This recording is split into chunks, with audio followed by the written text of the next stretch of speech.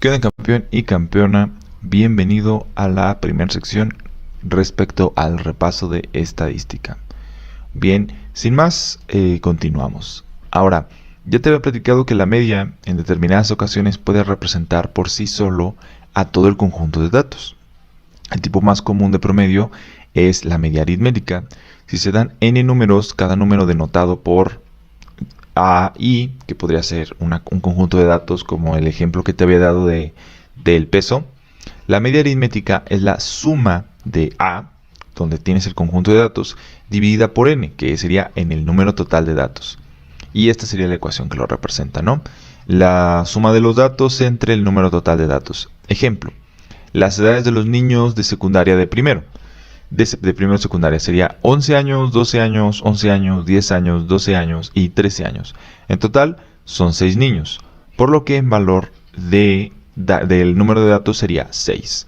Entonces, si tú sumas todos los valores, 11 más 12 más 11 más 10 más 12 más 13, tendrías que dividirlo entre el total, que sería entre 6, y eso nos daría 11.5.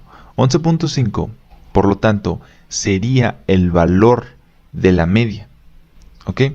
Bueno, ahora, después comentamos respecto al margen de error, desviación estándar o desviación típica.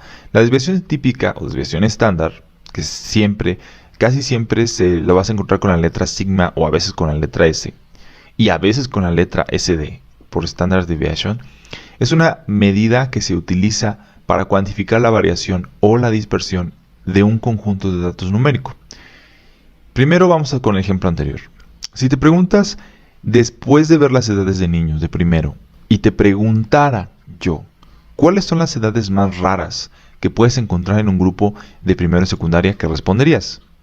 Es intuitivo pensar que no dirías que uno de 80 años ni uno de 2 años. Eso es porque la dispersión de datos te dice el rango que encontrarás. Eso es porque la dispersión de datos te dice el rango de lo que encontrarás en los datos. Otro ejemplo es la estatura promedio de las personas. Podrás imaginar una gran cantidad de datos y aún así no pensarás en una persona mida más de 5 metros, ni menos de 5 centímetros, ya que la dispersión de los datos te dice intuitivamente cuáles son los datos más probables que encontrarás.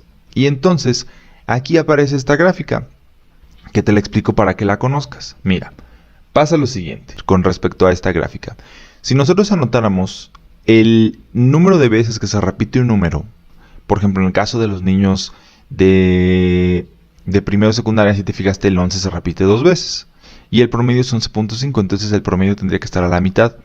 Si tú anotaras cada vez que se repite un número, o sea, aquí sería el número de repeticiones y el número total de ese dato, tú al final, si tomaras no una gran cantidad, al menos 30 personas o 30 datos, encontrarías que si tú fueras sumando, aquí por ejemplo se repite este, se repite este, se repite este, se repite este, el número de la media sería el número que forzosamente se tiene que repetir. Y los números que estén continuos a la media se irían repitiendo cada vez menos. Y entre más te alejes de la media, se repite muchísimo menos. O aparece muy pocas veces. Esta sería una distribución normal, como te había platicado. Otro tipo de distribuciones tiene otro tipo de gráfica, que al final no te preocupes, no afecta, porque con que tú conozcas la media y conozcas la desviación estándar, tú ya conoces el valor que se va a repetir más o el más probable y además cómo se alejan los datos, o sea, cuál es el dato más, la cantidad de datos o el tipo de datos que vas a encontrar en tus datos.